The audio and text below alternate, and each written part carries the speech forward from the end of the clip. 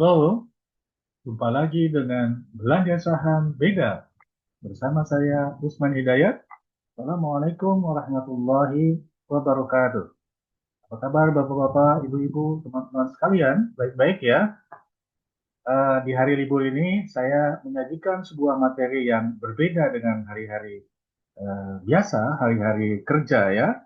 Saya sebut dengan senggang ya. Jadi kita memperkaya cakupan pembahasan di dalam kanal ini tidak terkait dengan masalah prediksi harga atau pasar yang akan terjadi pada hari berjalan ya. Jadi kita akan review apapun itu, termasuk di dalamnya kita bicara ekonomi, keuangan, industri ya. Pada saatnya nanti kita bisa datangkan narasumber yang lebih kredibel ya. Bapak Ibu sekalian, kali ini saya akan menyajikan sebuah topik sederhana tapi sangat berguna, yaitu terkait dengan Global Index Co-Movement. Jadi bagaimana indeks global, regional, Asia, Eropa, Amerika itu bergerak secara bersama-sama atau co-movement, apakah kebersamaan itu mengindikasikan keterhubungan yang kuat, lemah, atau justru berkebalikan ya?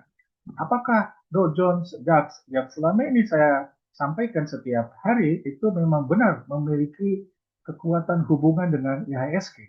Nah, tampaknya setelah saya utak-atik ya, setelah saya coba melakukan analisis sederhana bahwa Dow Jones Amerika dan Deutsche uh, Jerman itu bukan menjadi penduga yang baik terhadap IHSG ya. Jadi kalau kita lihat sekilas grafiknya di sini ya, di mulai awal tahun hingga 26 Juni, bahwa Dow Jones ini justru yang ada di bawah ya. Jadi ada Dow Jones DJIA, kemudian DAX Jerman yang merah, kemudian Nikkei ya, yang biru tua, kemudian Taiwan yang kuning dan Times Singapore yang merah ya.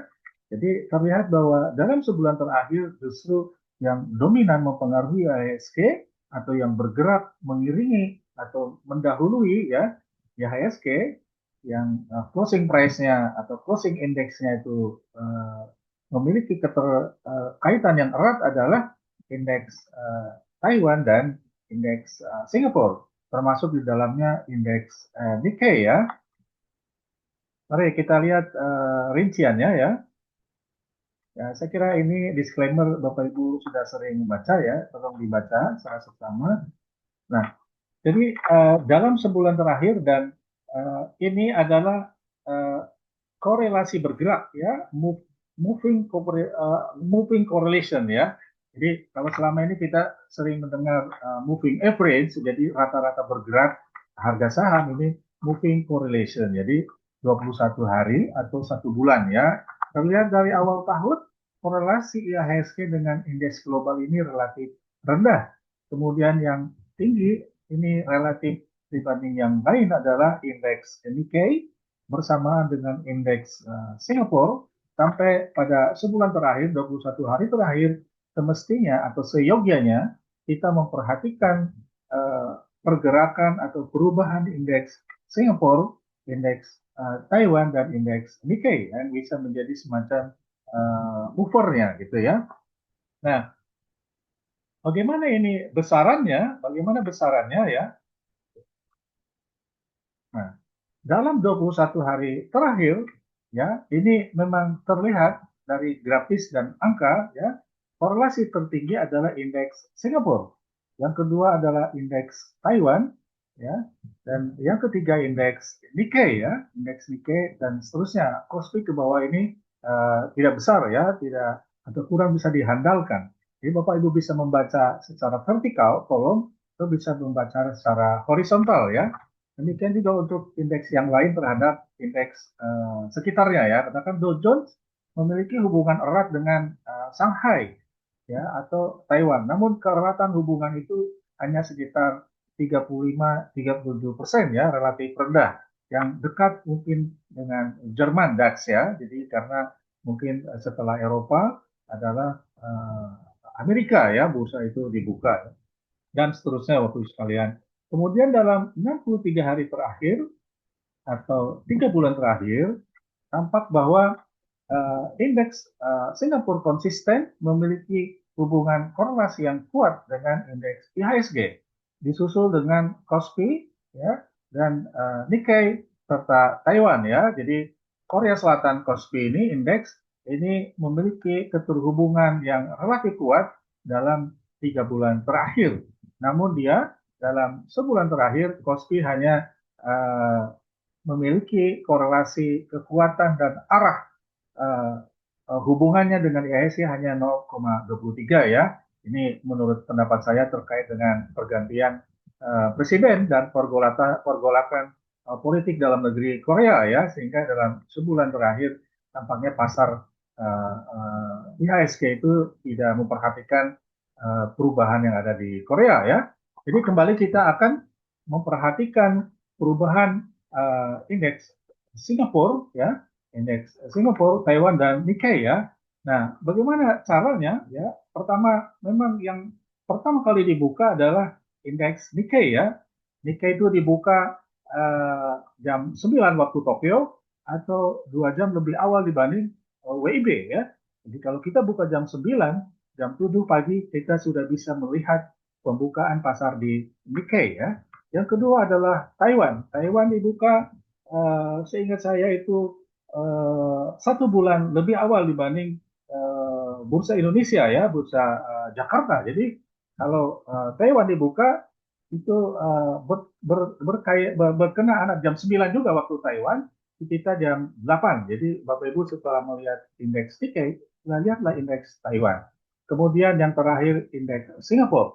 Indeks Singapura itu dibuka jam 8.30 WIB atau jam 9.30 waktu Singapura. Jadi waktu Singapura itu sama dengan waktu Indonesia Tengah. Jadi, tapi WIB-nya jam 8.30 ya. Mereka lebih dulu 1 jam dibanding WIB. Nah, bagaimana kita bisa melihat keterhubungan derajat keterhubungan itu ya atau pengaruhnya? Tentu saja kita tidak cukup hanya memperhatikan koefisien korelasi ya.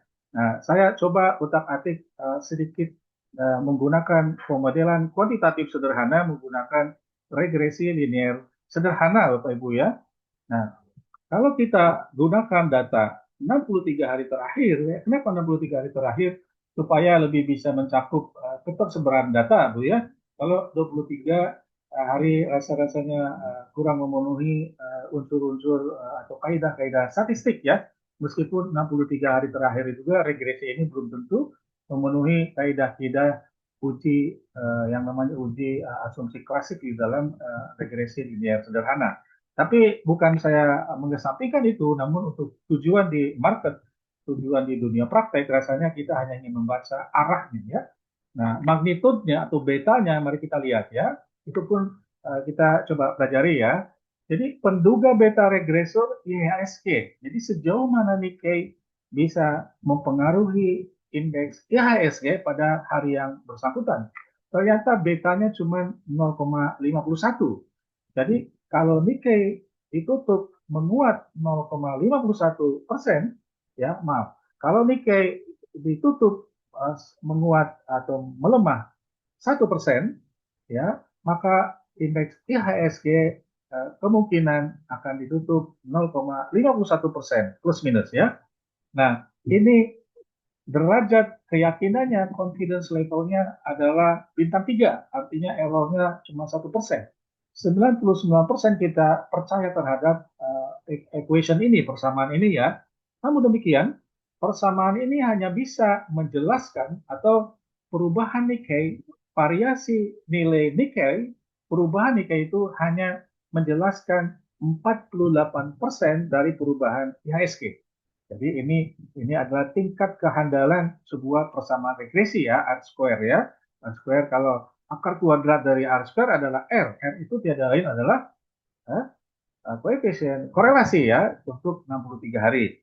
Dan bagaimana halnya dengan Taiwan? Secara individual dia memiliki beta 0,32. Jadi ini regresi tunggal Bapak Ibu ya. Confidence levelnya 99% dan R square-nya 0,34. Lebih kecil dibanding indeks Jepang Nikkei. Kemudian yang ketiga indeks Singapura memiliki beta 0,63, kalau indeks Singapura berubah 1%, maka IHSG berubah 0,63% closing price ya. Nah, confidence levelnya sama 99% dan R square-nya determinasinya 51%. Jadi persamaan ini, perubahan indeks Singapura ini hanya bisa menjelaskan 51% terhadap perubahan IHSG.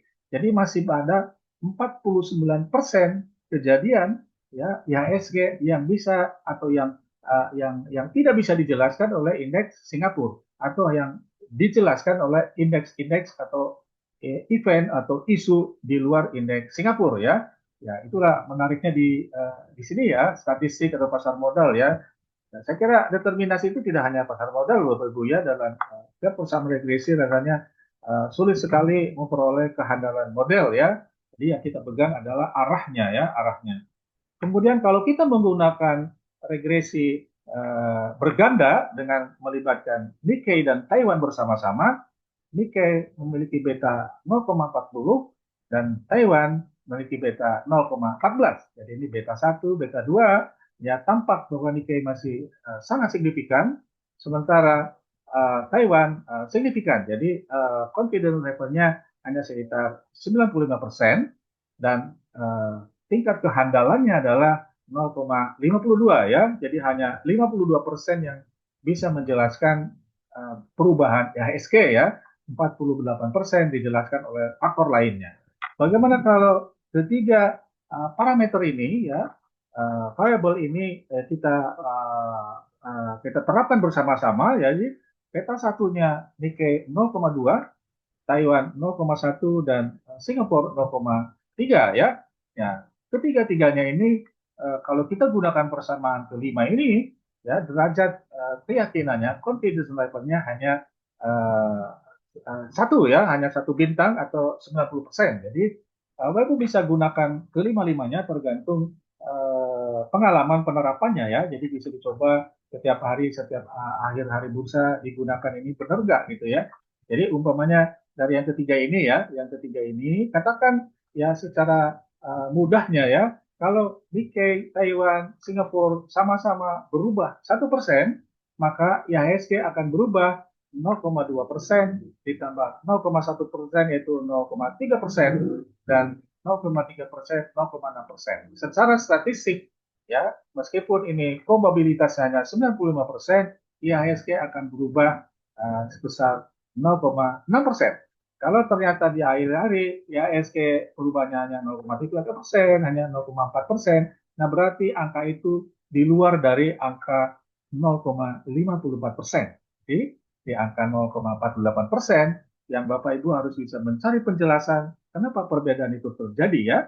Apakah karena event-event yang terjadi di dalam negeri atau di Asia atau di dunia ya. Jadi Bapak sekalian, itulah statistik hanya bicara masa lalu dan bicara masa depan hanya Tuhan yang tahu ya. Kita hanya menghitung probabilitasnya, ceteris paribus. Kalau kondisinya sama, karena itu inilah seninya kita melakukan khususnya transaksi saham ya, jangka pendek itu lebih menjadi perhatian kita.